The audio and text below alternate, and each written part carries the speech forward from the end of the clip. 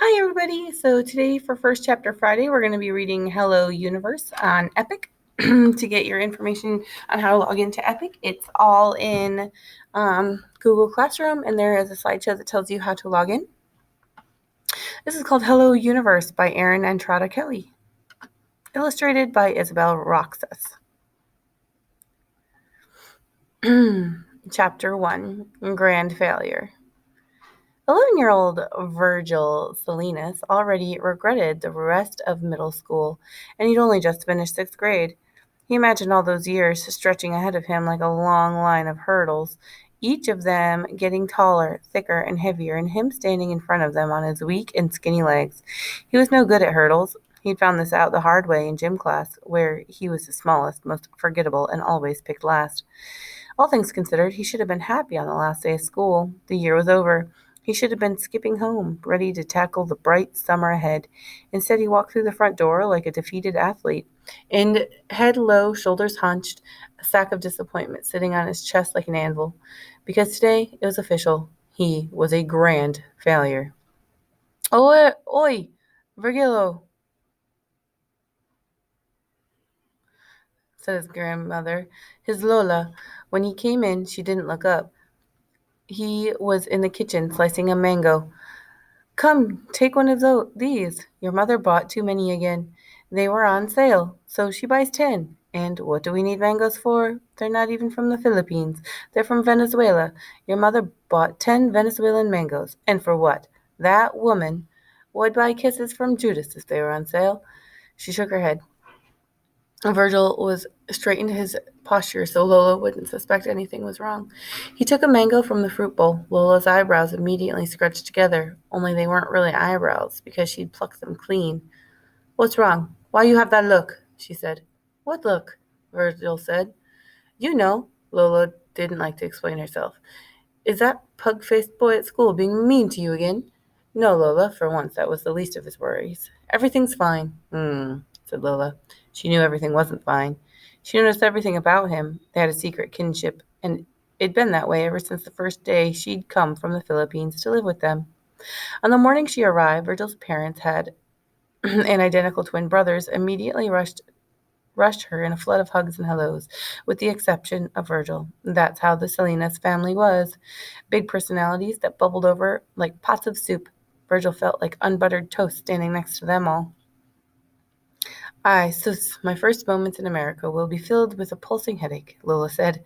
She pressed her fingertips to her temples and waved toward Virgil's older brothers, who were tall and lean and muscled even then. Joselito, Julius, fetch my bags, ah? I want to say hello to my youngest grandson. After Joselito and Julius scurried off, ever the helpful brothers, Virgil's parents, presented him like a rare exhibit they didn't quite understand. This is Turtle, his mother said. That was their name for him, Turtle, because he wouldn't come out of his shell. Every time they said it, a piece of him broke.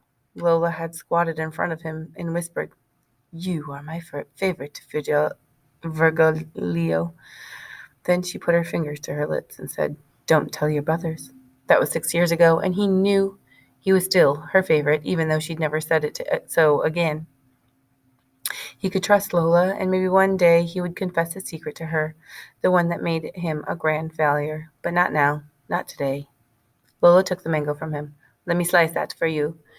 Virgil stood next to her and watched. Lola was old and her fingers felt like paper, but she sliced mangoes like an artist. She started slowly biting her time. You know, she said, I had a dream about the stone boy again last night.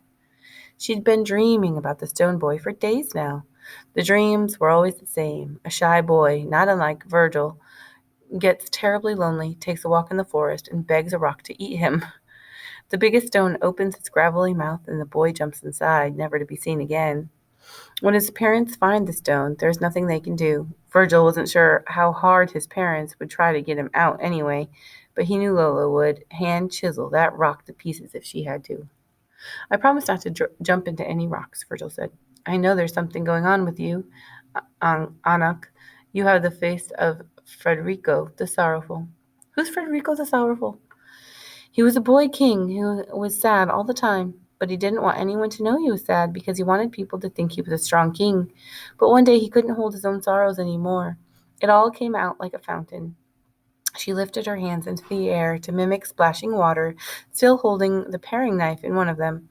He wept and wept until the whole land flooded and all the islands drifted away from each other. He wound up trapped on an island all alone until a crocodile came and ate him. She handed him a beautiful slice of mango to Virgil. Here. Inside. Oops. Virgil took it out. Lola, can I ask you a question? If you ever have a question, ask it. How come so many of your stories have boys getting eaten by stuff like rocks and crocodiles? Not all of them are about boys getting eaten. Sometimes it's girls. Lola tossed the knife into the sink and raised her non-eyebrows. If you decide to talk, you come find your Lola. Don't burst like a fountain and float away. Okay, Virgil said. I'm going to my room to check on Gulliver. Make sure he's okay. Gulliver, his pet guinea pig, was always happy to see him. He would chirp as soon as Virgil opened the door. He knew it. Maybe he wouldn't feel like such a failure then. Why wouldn't he be okay? Lola called out as Virgil walked towards his room. Guinea pigs can't get in much trouble, Anak. Virgil could hear her laughing as he placed the mango between his teeth. Okay, so we're going to talk about in the questions here, make sure you paid attention to where his grandmother was from and where she moved from, and think about the words that we're not quite sure what they mean. Anak, I'm not sure what that means, but I can use my top context clues and kind of guess that it means like that she's saying sweetheart or grandson when she talks to him, because it's another language from the country she's from, which is going to be in the questions. So I hope you like the story. It's an interesting start. I wonder why he feels like he is a grand failure. But you have to keep reading to find out here on Epic. Bye, everybody.